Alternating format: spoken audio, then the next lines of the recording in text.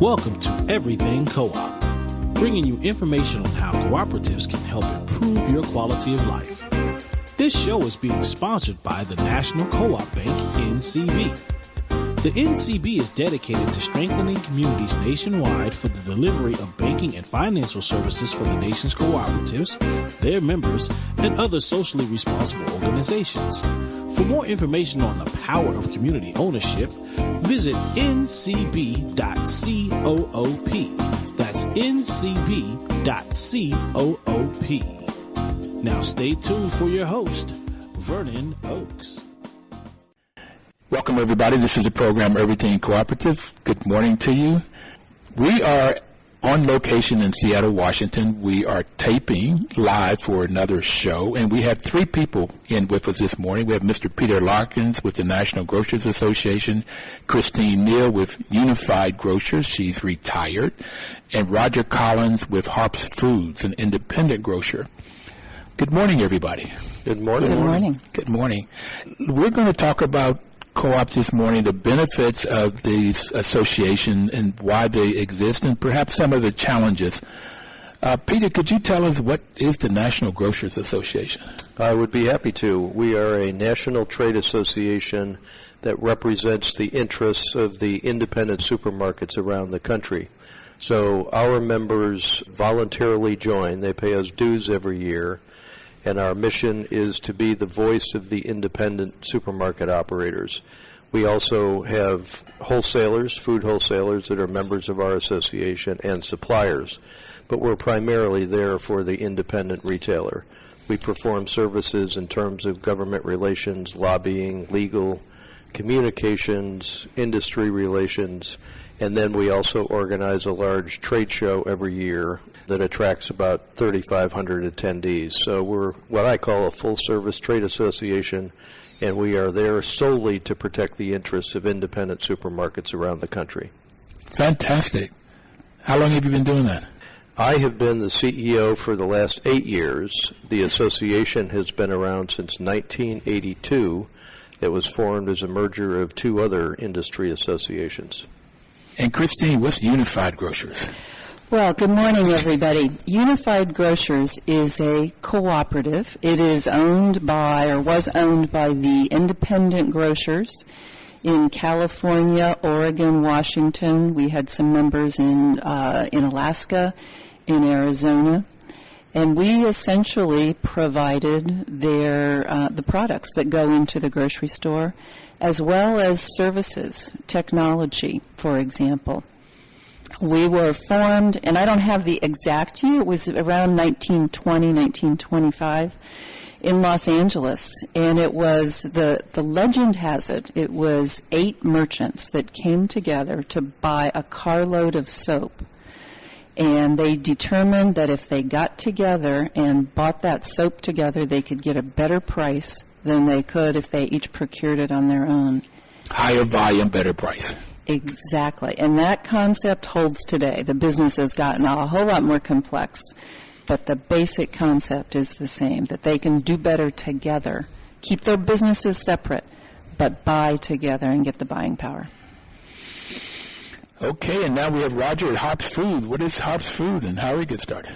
Thank you very much for having me. It started in 1930 as a family-owned business, ran as a family-owned business till 2001 when we became an employee-owned company, 100% owned ESOP. We have 89 stores that are located in Oklahoma, Arkansas, Missouri, and Kansas. We have over 4,000 employees, so we've been in business nearly 90 years now. You've been in business 90 years. And what were those areas you were in? Oklahoma, Arkansas, Missouri, and Kansas. So you guys don't compete against each other? You're in the West and you're Midwest, Midwest, and you're national, you're all over? Yes, and for example, I mentioned we have members, and independent supermarkets actually make a decision whether or not to join the association. Harps is a member. Unified Grocers was a member before they were bought out. So you don't compete? We do not. But we all do different things. Yeah. For example, Rogers Company Harps buys from a co-op, Associated Wholesale Grocers in Kansas City, that's very similar to what Unified Grocers was. Got it. In essence, we all work together for the benefit of independent grocers and their customers. All right. You all work together to get people better products, buying at a volume at lower prices. That is absolutely correct. Products and services. Products and services. You talked about the technology. Is that how they run the business? How the independent grocers actually run the business? Yeah, think about the grocery store and think about when you go in there and you check out. You know, you're paying for your groceries in the scanners. And it's looking up a price. There's a whole system behind that. And if an independent grocer has one grocery store, and at Unified, 65% of our members had only one grocery store, to have that expertise in-house gets to be very expensive. But if you can leverage that with your wholesaler, and they can provide that technology to you at a service, that helps keep these independents competitive and alive in our marketplaces. So Unified was a co-op. Harps is an ESOP, an employee stock owner That's plan. correct. Okay. And National is a trade association. You got it. So we got all three different kinds of ownership, if you will, different structures, but doing the same thing. That's right. Okay. So we talked a little bit about the benefits of buying in volume, getting a better price, and the benefits of getting that technology where people are coming together and knowing how to actually run the business. What other benefits are for your customers to join these associations? I think if you take it in total, if you look at what NGA does, if you look at what a cooperative wholesaler does, and if you look at what an independent supermarket operator does, we are really providing a very important service for consumers around the country. Wait a minute, I'm sorry. Your members are independent grocers of some type. That's right. But as a trade association, you're helping the consumer. You're going all the way through the grocer to how you benefit the consumer. I'm listening, I'm ready. Yeah, the entire relationships between these organizations are ultimately there to benefit the end consumer. And as Christine mentioned earlier, without the services of the cooperative wholesalers, many independent supermarkets would not be able to exist. They don't have the size and the scale to exist. NGA plays a role in helping to make sure that the legislative, regulatory, and educational systems are there to support the independent grocers. Now, for the consumer aspect, if we didn't have a system in this country that would support the independent, locally owned supermarkets, then it would be dominated solely by the large chains. For example, in Roger's backyard, he has one of the world's largest, the Walmart company. But there are other national chains that, again, without the ability for independents to thrive, they would be the only option for a consumer. We think it's important to preserve the independent supermarkets, locally owned, community-based supermarkets around the country, and that's really what we all do. So that the consumer has a choice. Yes. Exactly. Go to the independent grocer or go to Walmart, if there's a Walmart, or a Kroger's or a Safeway, or That's right. it used to be Piggly Wiggly in Bluefield, West Virginia, but I don't know if they're still around. They still have Piggly Wiggly. They do? Okay. I wonder where they got that name from. Anyway, thank you, Roger. Christine, do you have food cooperative businesses, food co-ops as members of these? Yes. Not a lot, but the food co-ops would buy from us. They also bought from another co-op, National Co-op Grocers, which was similar to Unified Grocers, and they're still there, but they carried a much more extensive line of the natural organic products. We carried some of that, but not like the National Co-op Grocers. So there's co-ops in the food industry all over the place. We bought from cooperatives. We bought from the dairy co-op. We bought our milk. We actually had a dairy. We bought our raw milk there, and would process it in our dairy plant in Southern California. We bought our private label from a national co-op where they had a number of members, and again, it was all about leveraging that buying power to be competitive. And I'm sure there was more co-ops that we bought from, but those are two that come to mind. What about you, Roger, in Harps? Do you all buy from cooperatives? We do and not sell to food cooperatives? We don't sell to food cooperatives. We just sell to the public. But Walmart is our home office. Our home office is 20 minutes from where we live. And so their strategy is to be the lowest cost provider of groceries. So we have to have low-cost product or we cannot compete with them. If we were buying from a company that wasn't a co-op, they would have a profit margin on top of the cost of groceries, and that profit margin would make us not competitive in the marketplace. And so with a co-op, any profits the co-op makes gets returned to the members. And so the fact that we've been able to buy a co-op has been very instrumental in the success of our company. I mentioned earlier that we are an ESOP company, and we became 100% employee-owned in 2001. Our stock price then was $27 a share, and at the end of this year, I think it'll go over $400. Wait a minute, 27 to 400? Correct. Okay. And so I think one of the reasons we've been able to be successful is because there's a cooperative that sells us groceries at a price that we can compete against Walmart. You know, we've got to take our first break here, and that's a great place to stop it. If I was an employee of Harps and I bought my stock for $27, and now it's worth $400. They didn't buy it; they were given the stock. Oh, that's even better. That's even better. Okay, that's much better. All right, we'll take our first break. We'll be right back. Please don't touch that dial.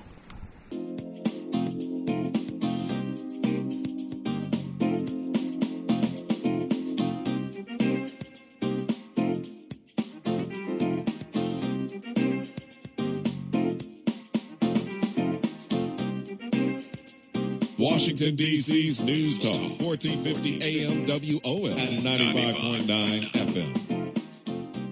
Welcome back, everybody. This is Vernon Oaks. The program is Everything Cooperative, which is sponsored. Our sponsor is the National Cooperative Bank, and we're out in Seattle where we're doing a live show with 3 of the board members of NCB. We're talking about grocers and the benefits. We talked about the benefits earlier. Now I want to talk about the challenges. So who would like to start off? Peter, Christine, Roger, about the challenges in your business. I'm happy Thank you, Christine. to start with that. Like in any business, there's a number of challenges, but one thing I think was unique for co-ops, at least in our co-op, was access to capital, equity capital. So we were a capital-intensive business. We had big warehouses. We had warehouses in Seattle, Stockton, Portland, Los Angeles. They were full of inventory, so we had to buy the buildings, the equipment to run them, the inventory, the trucks to get the groceries to the grocery stores.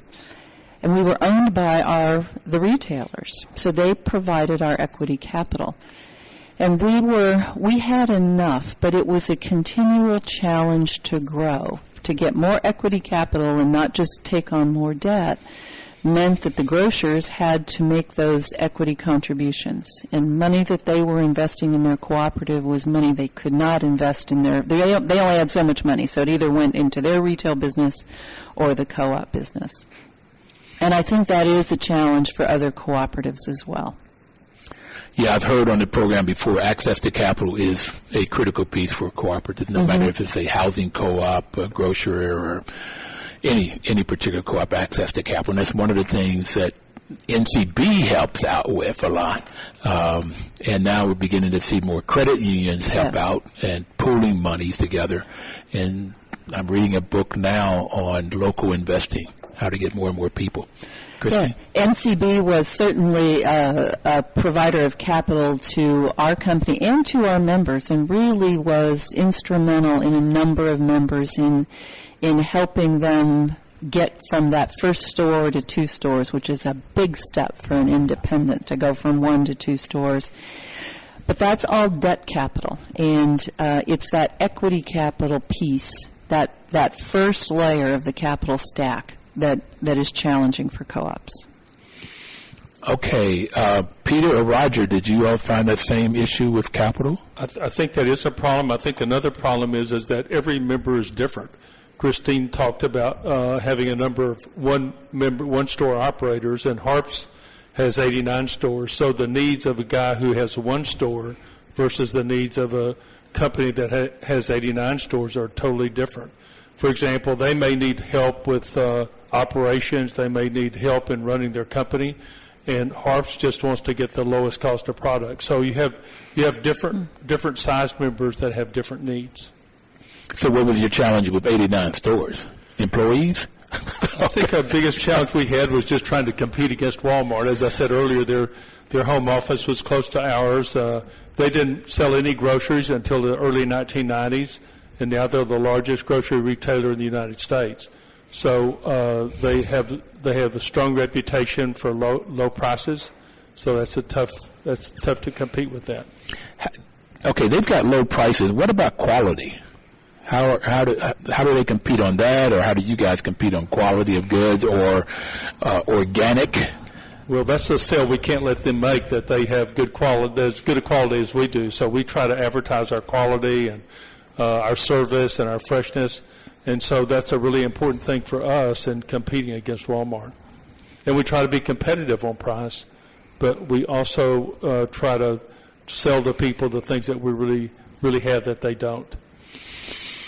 Roger, thanks. Peter, anything? What are your challenges? Yeah, there are a few things, and this is in general about the industry. Let me start with the cooperative wholesalers, because there's been quite a bit of change over the last several years. You know, you heard about Unified as a cooperative being bought out. All right. There are pressures all over the country for that same thing to happen. There have been 3 or 4 cooperatives that have been bought by the large for-profit wholesalers.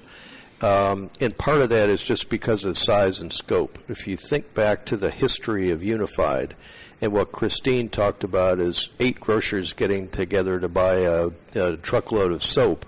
Well, it was a carload, by the way, wouldn't that be? Okay. So you take that, and then you over the next, the last century, the cooperative wholesalers have gotten bigger, and they're doing much more sophisticated things, but they're competing with giants in this industry. So the continued pressure to get bigger, to have lower prices, to be more efficient, is putting a lot of pressure on the cooperatives and in turn, the independent supermarkets. They're having to compete in a very, very competitive atmosphere that is putting pressure on them. So the question is how do we keep the independents alive? That's part of what NGA does. We try to provide services that will make them, continue to be viable. But you can't neglect the fact that it's getting harder every single day. There is another thing, though, that's happening in the marketplace that puts independents, both the cooperative wholesalers and the individual retailers, in a disadvantage. Is some of our supplier companies, the large consumer product good companies, have now gone with what they call a channels of trade approach to the marketplace. So the cooperative wholesalers and the retailers may not be able to buy the same kind of packages and products that are being sold to Walmart or to Costco or to dollar stores. They have said, we have certain products that are available to you because you're in the independent channel, and then we have a different set of products that are available to the club stores or the warehouse stores or the dollar stores or even drug stores. And that is causing some problems in the industry, because who's to say that Roger, should he want to, should be able to have access to those so he can compete on a level playing field. So that's one of the issues that we work on at a national level. But if you really think about it, the size and scope, you've got Amazon, who's now a major player in the grocery business. They bought out Whole Foods, right? They did, and they did that so they would have some brick and mortar stores around the country for a variety of different reasons. But I guess the overall message that I'm trying to get across is that we're in a very challenged, disruptive industry, and frankly, it's not getting easier, it's getting harder. So we have to work harder to preserve our ability to have those local stores. So we're trying to get food to an individual household, the best quality food at the best possible price. And that's where I say it drives all the way down to that consumer, everything that you're talking about doing. Exactly. You get a Walmart to come in, you get to buy online now, maybe free shipping and so forth. And at Whole Foods, you can call it in and it'll be already packaged to you or they'll deliver it to you. So you got all of these new services coming out. Okay, I never thought I'd want anybody to pick my banana for me, but anyway, that's a whole other story. How do you see the future is going to be for National Grocers Association in this very competitive world that we're in right now?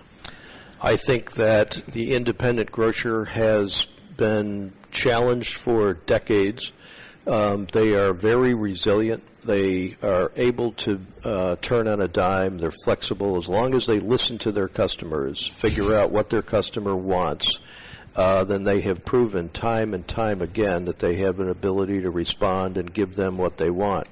I think Harps is a perfect example of that. They're competing with one of the world's largest companies, yet in their backyard they have found a way to be relevant. They found a way to be different. So consumers, make a choice. They want to go to Harps. There are a lot of companies out there, independent grocers, that probably, may not be around in the next 5 or 10 years, but that allows a company like Harps or other independents to grow. They may buy those stores and respond and keep those stores in a community. So we may have fewer independents, but I think they'll be stronger. Roger, how's that work for you in the future? How do you see the future? I think it's getting harder, just like Peter said. I think the primary reason for that is going to be the internet sales through Amazon. Walmart has a click and pick up service. So imagine a grocer having a very low margin, and then you have to go pick the groceries, you have to check it out, you have to store it, you have to take it out to someone's car. Very expensive process. And you can start doing that to compete, but you don't make much money on those kinds of sales. So I think the future is going to be very difficult. I agree with Peter that there will be some consolidations, but I agree with him, too, that people are resilient. They'll fight back, and they'll find a way to be successful. So you mentioned promotions, but before I go back to you on that, Roger, Christine, I was thinking that since Certified is bought out, that you won't have this future conversation. What do you say about the future? Well, it's interesting to look at why we sold the company, and it was sold about a little over a year ago. And there were a number of reasons, but one of the reasons that was at the top, in our marketplace, what we saw is the independents were not growing. In fact, what was happening is, there's a natural business cycle here. And the independent grocer would either sell their business or they would pass it to their children, and it would replenish itself. But what was going on in this as a trend is the independent grocers were selling to private equity. Private equity ownership. Okay. And that has yet to play out how that's going to what's going to happen with that, whether they're going to stay in it. But typically private equity has about a 5-year horizon, and then they flip it, and they want to get their money out of it. And that's a whole new phenomena in the independent grocer community in our marketplaces. I don't know about the rest of the country. Thank you, guys. We're going to take our next break, and we'll be right back. Please don't touch that dial. We'll be right back.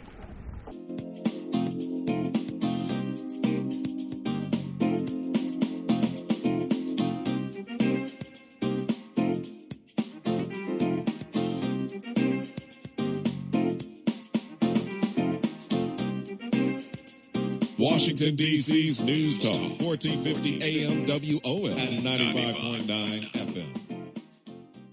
Welcome back, everybody. This program is Everything Cooperative, and I'm Vernon Oakes, and we're glad that you're here. So we're talking about credit unions and the benefits of credit unions. And this program is sponsored by the National Cooperative Bank, whose mission is to support and be an advocate for America's cooperatives. and their members, especially in low-income communities, by providing innovative financial and related services.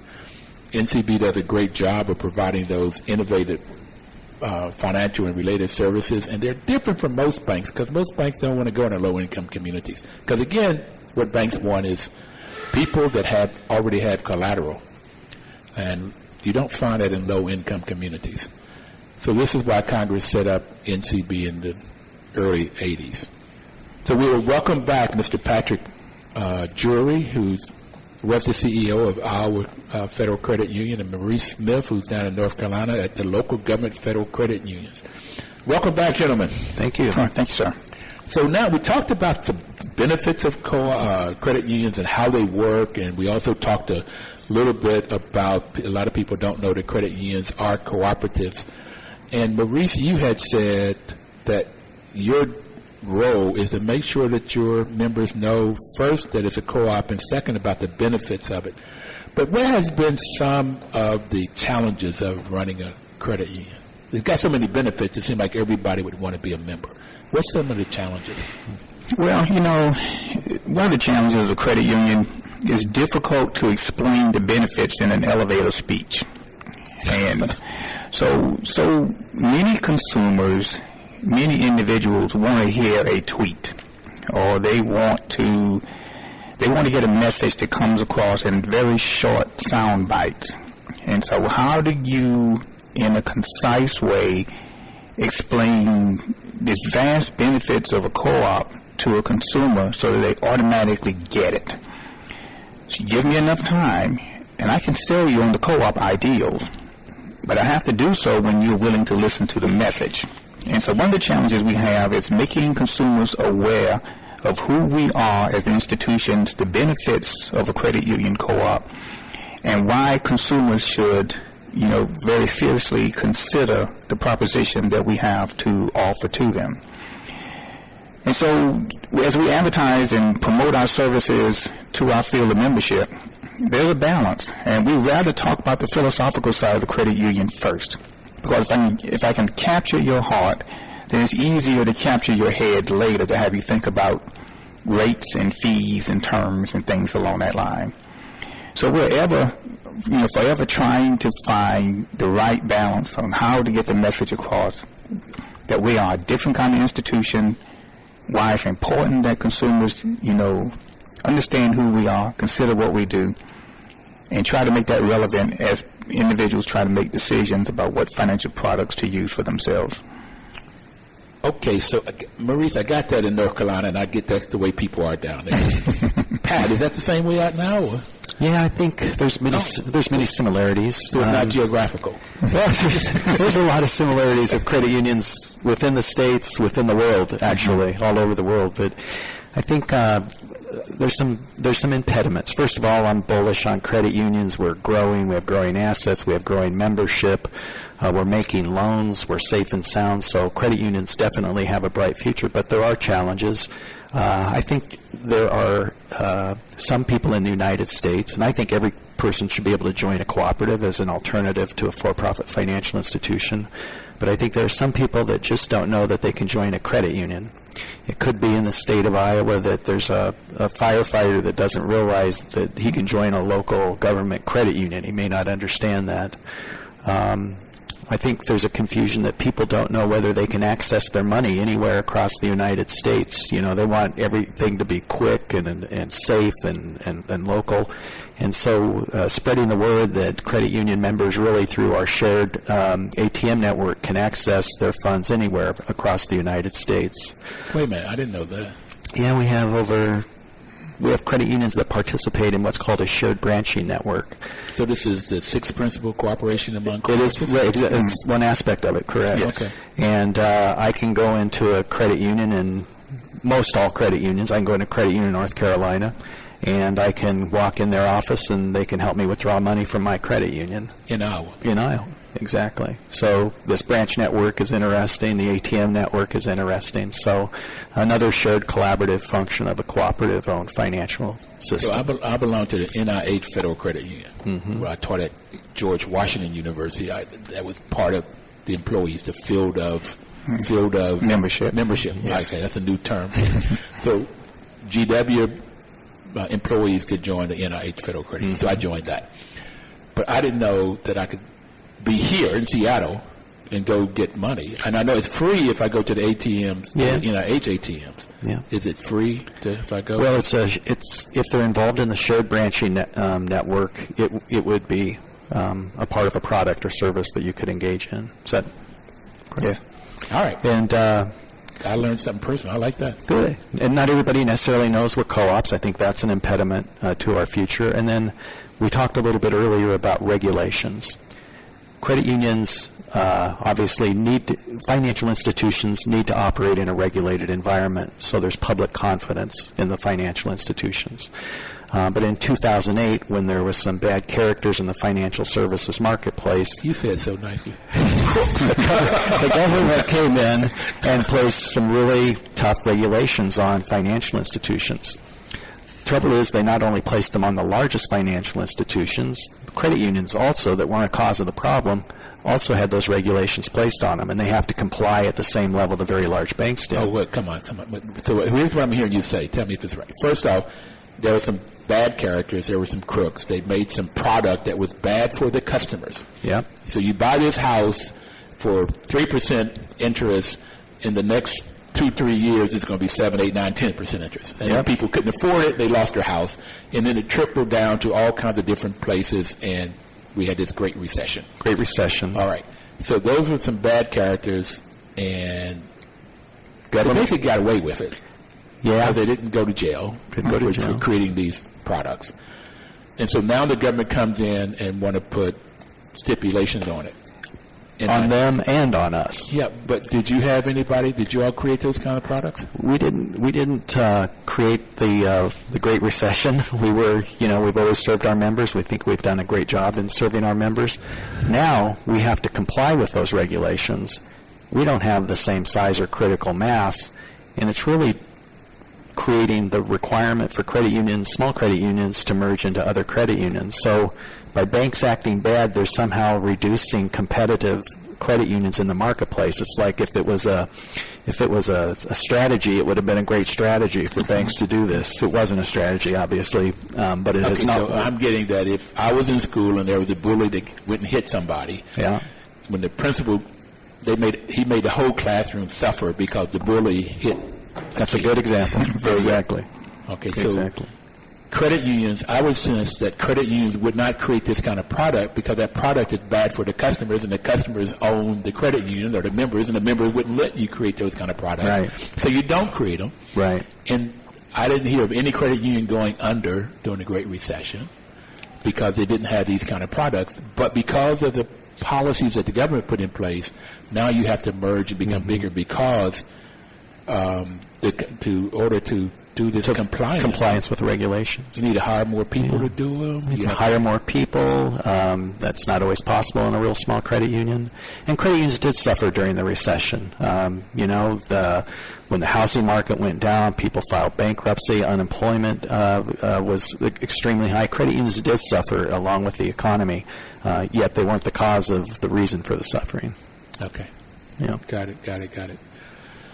Okay, that's a challenge. You got a challenge of people not knowing about credit unions and not knowing that they can come and join one and get the benefits of credit unions, good products. And that's why I first joined a credit union. And it was to buy a car. Okay, the rates were so much lower for somebody who had no assets, like I did, and a few years on the job.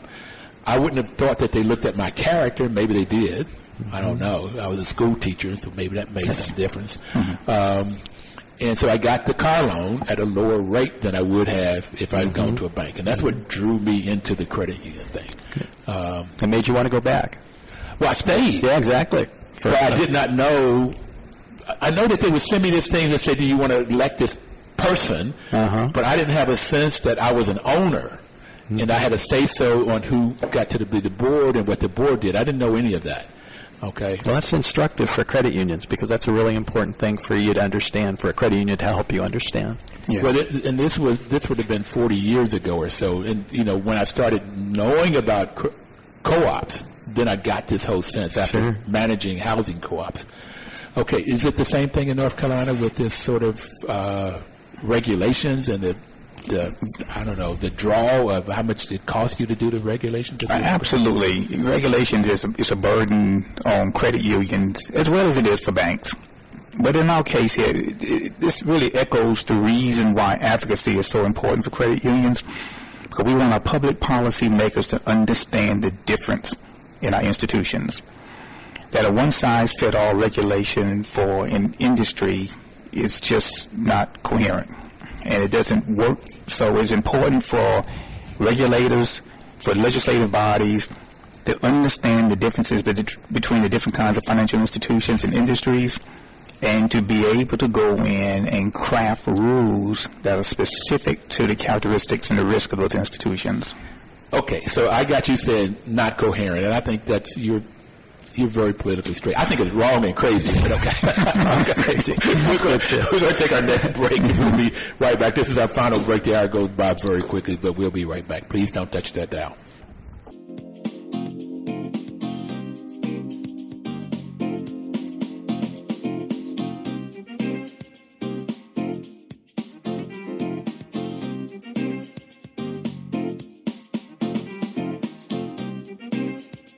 Washington, D.C.'s News Talk, 1450 AM WOS and 95.9 FM. Welcome back again, everybody. This is Vernon Oakes, and the program is Everything Cooperative, where we're talking about the benefits of credit unions and some of the challenges of credit unions with Patrick Jury from the Iowa Credit Union and Marie Smith from the North Carolina local government federal credit union. So with two parts in our United States, it's very, very different geographically, but have some of the same benefits and challenges of being in a credit union. So we were talking about the challenges of this credit union, and Maurice was talking about advocacy. Advocacy being working with government institutions, government politicians, so that you can get the kinds of policies in place. So, Maurice, what are you guys doing in this advocacy to get these policies, these laws changed, so that you don't have the same regulations as the banks that caused the problems in the recession? Brian, that's a really good question. And so, for me personally, I serve two roles in the industry on an advocacy part. So I serve on the board for the Credit Union National Association for CUNA.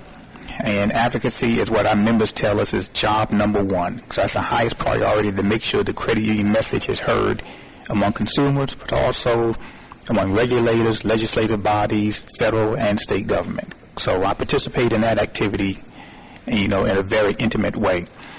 The second thing is my credit union serves city and county employees in North Carolina. And we've often noticed that when you make it to Congress or you make it to your state house, your first job in politics and public service probably began as a town councilman, maybe a local sheriff, maybe a mayor, a county commissioner. Local. Mm-hmm. That's right. So the individuals we are serving today are future state and national leaders. I need to have conversations with them. If you are the local city attorney, about what a credit union is, because you might be attorney general one day. I need to have a conversation with a mayor, because you might be our next congressman. And if I can get you to understand who we are, what we do, how we matter to the consumers, when you eventually make it in a place that you're going to be making bigger policy decisions, you will remember from your early days in public policies in service what a credit union is, what co-ops are, and how you can hopefully take that knowledge to these other offices and to continue to serve the co-op business. And Pat, what are you guys doing? Well, I'm come from a trade association than an individual credit union. I think the power of the credit union community, state and nationally, is we have a Credit Union National Association that has a wonderful federal lobbying resource, and then we have 37 or 40 states approximately that have their own individual trade associations and a lobbying force. And when you put those two together, it's really unparalleled in the strength of influencing public policy. So this collective nature of how we conduct business with one another as a credit union movement is a very powerful resource. And we do it primarily through lobbying, professional lobbyists, in each state and in Washington, D.C., grassroots lobbying from our members willing to communicate with their elected officials about the ideas that they consider most important. We also raise political action committee money to have contributions come in to support the campaigns of candidates who share the same ideals and philosophies of the credit union system. Great. Okay. And then we have public affairs and public advocacy work for the media that helps get the message out about credit unions. So it's we have things going on at the local level, the state level, and the national level to try to protect credit unions, all with the foundational spirit of improving the financial lives of consumers. That's what it all boils down to in the end. So that said, maybe like Maurice's dad might say, it's how do you use money? How do you get the best benefit out of money? So you have the best health care, the best housing, best education that you can get for yourself and your family. Okay.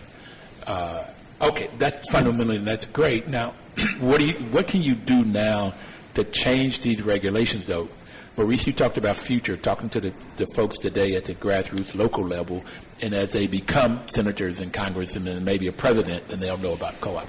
But what can you do now to change these regulations, to take that burden off of the credit union? I think it begins by, it continues with telling the story of credit unions. So if I go to Washington, D.C., or to our state capital in Raleigh and talk about credit unions, our public policy makers are courteous enough to listen to me. But I'm supposed to say nice things about the credit union. It's my occupation. But when I can bring some average citizens, average members who are not paid, lobbyists, their job. They're not, smooth and suave, and they don't have always the right words to say, but they tell a story, and they tell how this credit union rescued them, or it helped their community. That's a persuasive argument to make. And so part of my job is to rally our membership to tell the story and keep telling the story to their neighbors, to their elected officials, to their church members, to their family members about the benefits of co-ops and credit unions, because I believe that's what changed hearts and minds. Yep. So it's how you get institutions also working. And during the civil rights in the 60s, it was the black church that paid the big piece. And I've been trying to get Reverend Barber, so maybe you can help me in that. He's from North Carolina. I've been trying to get him ever since I heard him at the National Democratic Convention on the show, or to get him to know about, when he started talking about this Poor People's Campaign, to know about co-ops, because for me, he has the right sort of view of how to help poor folk, but he doesn't have the financial piece. And to me, the financial piece is the credit union. It's co-ops, and credit unions are part of that for the financial side, and worker co-ops is another part of it, get people to start their own businesses. Exactly. So maybe you can help me get Mark on the show, or get him information about, so you work with the politicians, the religious groups, whatever groups that we can get to listen to about credit unions. Anything else you want to add, Patrick and Al, or what you all do to change this sort of whole dynamic? Well, government moves slowly, and it's an incremental process. And I think that members communicating with Congress in the manner that Maurice described is going to be the most effective long-term way that we change minds in Congress about the types of regulations credit unions need in relationship to the types of regulations the bank need. So you guys have been working with the individual people, and in particular, Maurice, with people coming in to make loans, and then how do you manage a staff in a business of a credit union, and then advocacy of working with governments or other institutions to know about credit unions. Do you like what you do? That sounds like a lot. Do you like it? Vernon, I love what I'm doing. And I don't use the word love in a flippant manner. I am doing what I'm supposed to be doing in my life. This is my life's work. It started at 12 years old. It started at 12 years old, yes, sir. A few years ago. A lot of years ago. Yes. What makes you love it? And I think I know the answer, but I want to ask you anyway. We really do make a difference in people's lives. there is a connection between the social determinants of life and one's, economic well-being. I'm on this quest to try to come up with the winning narrative on how do you solve poverty. It's been tried before, I know. But if you think about the opioid addiction, you think about access to health care, housing, wealth building, intergenerational poverty, you think about the big challenges we have in our society, at the root and at the foundation of every one of these causes, money shows up. Access to money, how do you manage money, how do you generate wealth, how do you invest, financial literacy. These are the things that credit unions are focused on. It's not just to peddle a product, not just to sell you another service. We're trying to really make a difference in your lives. And that's part of my personal mission as well. And so this is what I'm supposed to be doing. It's fortunate that I like what I'm doing, I love what I'm doing, but this is what I'm supposed to be doing. So you never go to work? No. my wife would say it's hard to turn it off. Okay, Patrick, do you have the same kind of experience? I think I've had the greatest job in the world for 30 years. I think if you look at any credit union person that's successful in the movement, that they have a mission basis to their that excites them and motivates them to come to work in the morning. It's not about work; it's about improving lives. And so what's important to me is, I think the work that we've done collectively is we get to improve the lives of community, of consumers.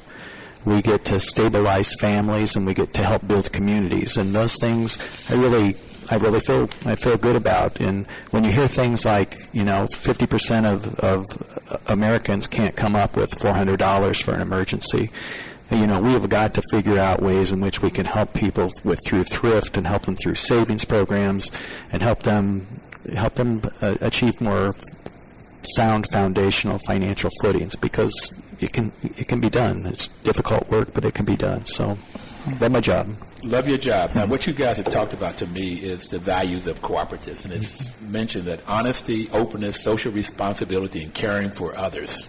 And this whole sense of caring for others is what makes this work so great. Absolutely. And doing it honestly and openly. I wish we can get our government folks to do this. Now, anybody, we only have about a minute left. What would you like to leave people with? I think what you've already said leaves you a lot.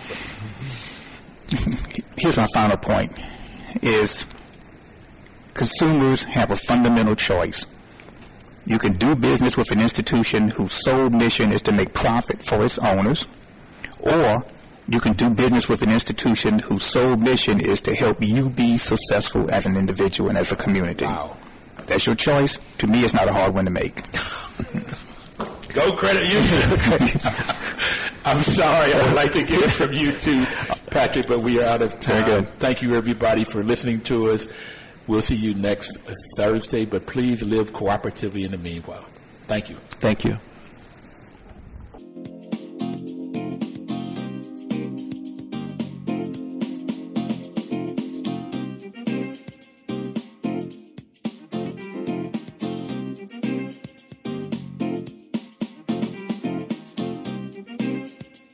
Washington, D.C.'s News Talk, 1450 AM WOS and 95.9 FM.